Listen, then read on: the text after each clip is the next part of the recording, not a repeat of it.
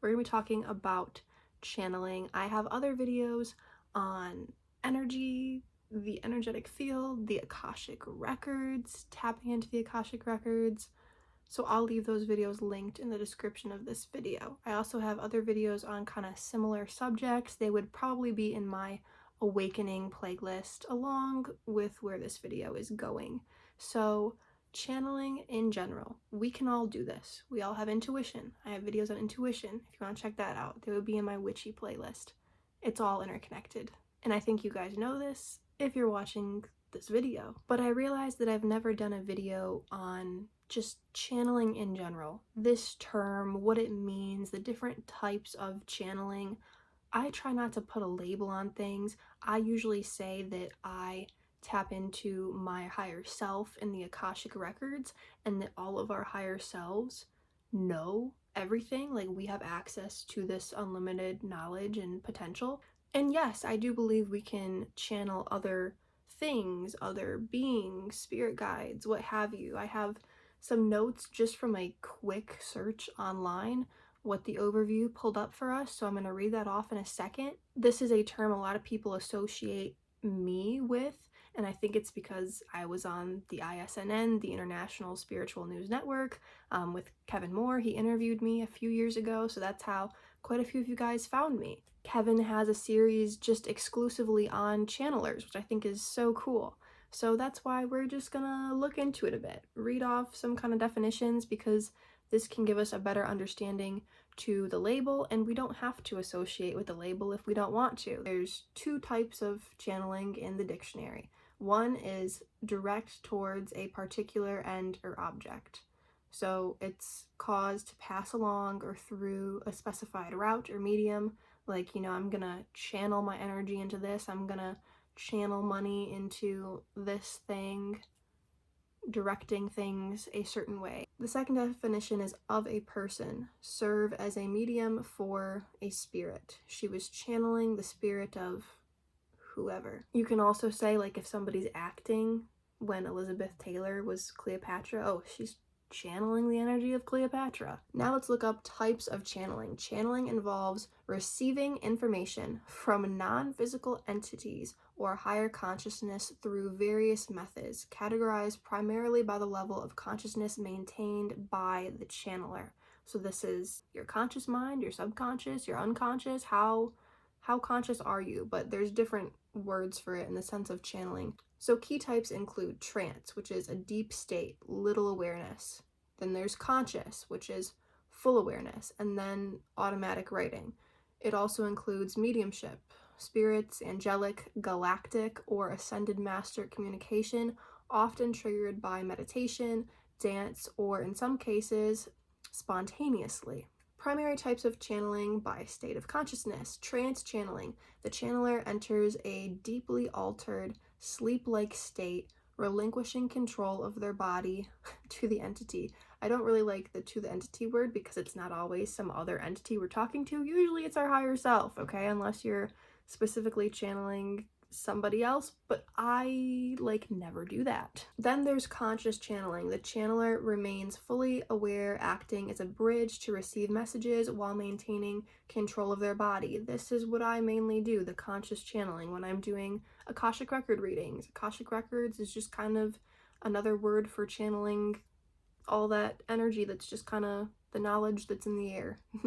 Semi-conscious channeling is the third one, a hybrid state between full awareness and deep trance. It's really all on a spectrum, but semi-conscious channeling to trance-like state channeling is what happens during a qhht session or a BQH, a quantum healing hypnosis technique, or a beyond quantum healing. So that's where you can say information that you see, feel, experience during this hypnotic session, where either I or somebody else can relax you to feel that, or you can guide somebody else to relax them to feel that. So you have to be in like a kind of a semi-conscious state because your body feels heavier, your eyes are probably closed, you're just like relaxing, laying or sitting, however you want to do it, if you want to be more of an antenna, or if you just really want to like sink into your bed, however works for you. But yeah, some people remember the session, most people remember the session, and some people don't. I've only had one person just like fully not remember what happened during the session, and it's because they just like relinquished control of their body. And I also think they chose not to remember it. There's a lot of people who do channeling where they are in this semi-conscious channeling state.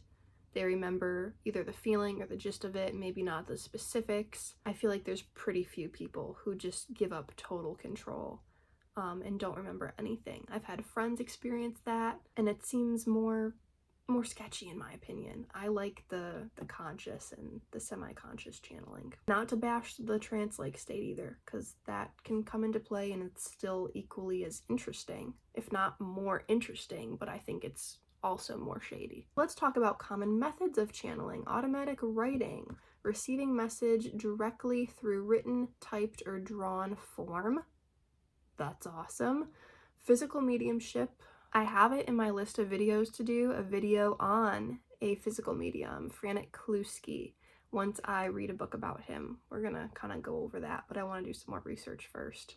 Physical mediumship is a form of channeling often associated with communicating with deceased loved ones, or really just like spirits in general, ghosty kind of things is what I would associate physical mediumship with. But anyways, spontaneous channeling occurs without premeditation or specific induced techniques.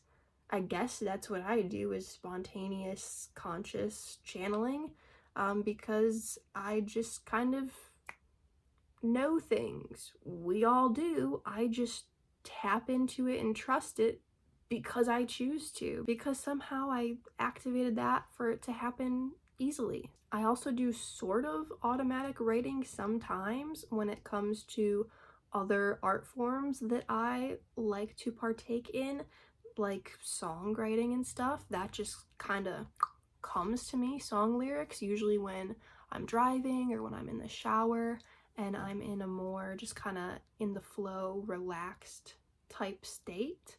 That's when song lyrics will just come to me. I don't count syllables. I don't sit there and think about something to write a song about. It just comes to me and I write it down when it happens.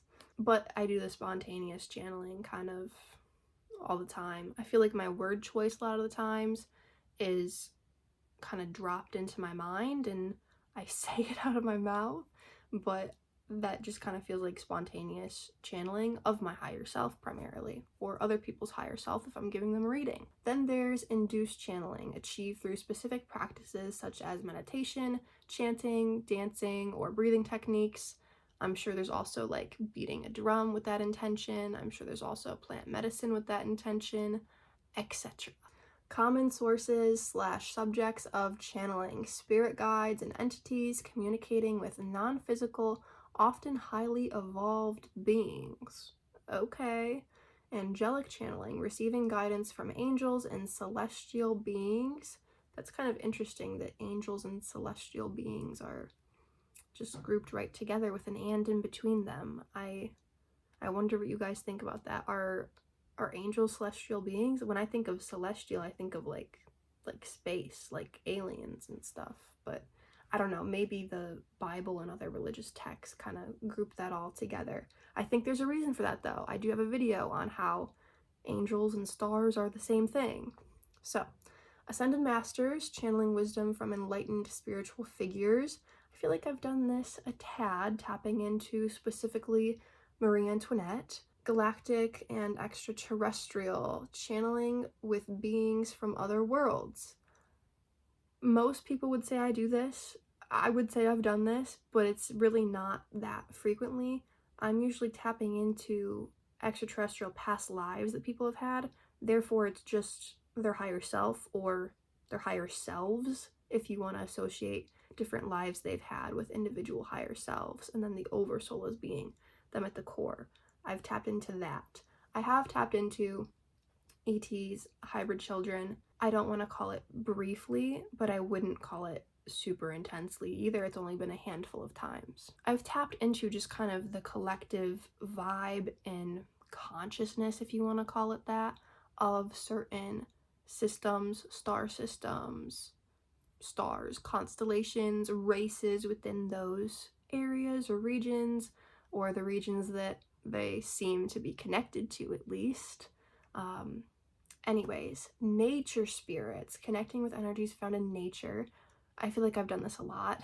There's a tree in my yard that I've connected to quite a freaking bit. The sun, nature in general.